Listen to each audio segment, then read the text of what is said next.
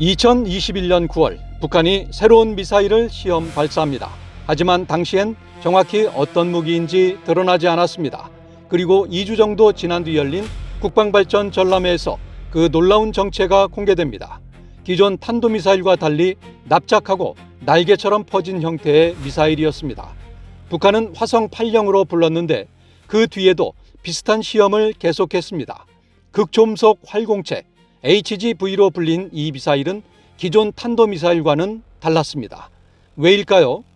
먼저 극초음속 미사일과 일반 탄도미사일이 어떻게 다른지 살펴보겠습니다. 탄도미사일은 정해진 목표물을 향해 포물선을 그리며 날아갑니다. 속도는 빠르지만 정해진 노선을 따라 날기 때문에 경로 예측이 가능합니다. 경로를 예측한다는 건 상대적으로 요격을 시도할 수 있는 여지가 커진다는 의미입니다. 그런데 극초음속 미사일은 요격을 회피하는 기능을 지녔습니다. 다만 비행 경로가 완전히 자유로운 것은 아니어서 여전히 탐지와 대응이 가능합니다. 여기서 극초음속 활공체 HGV는 극초음속 미사일에서 더 진화된 무기체계입니다.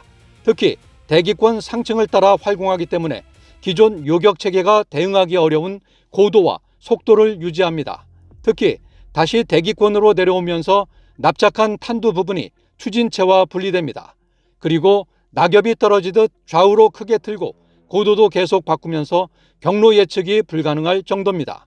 그러면서도 관성 항법을 이용해 목표물에 대한 중간 오차를 줄이고 마지막에 유도 기능으로 목표물을 다시 조준합니다.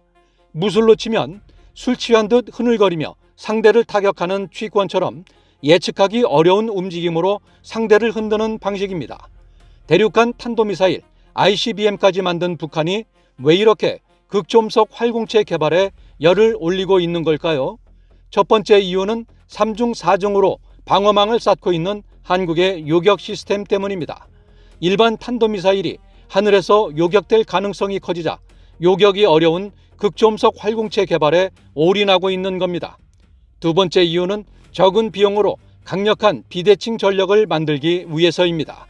방어하는 입장에서는 어디에 떨어질지 난감할 수밖에 없습니다. 막기 어렵다는 인식을 하면 정책 결정과 군사 행동이 모두 위축됩니다.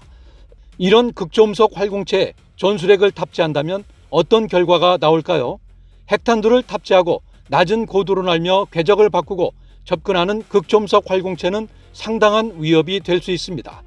값싸지만 막기 어려운 드론이 전장의 판도를 바꿨듯이 극초음속 활공체 역시 막기 어렵다는 점에서 전략 환경 자체를 바꿔놓을 무기가 될 수 있습니다.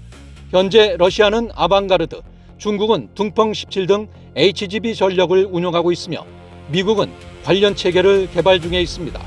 우리나라는 전략적 우선순위가 방어 체계에 집중돼 있어 관련 기술을 중심으로 연구 개발을 이어가고 있는 단계입니다.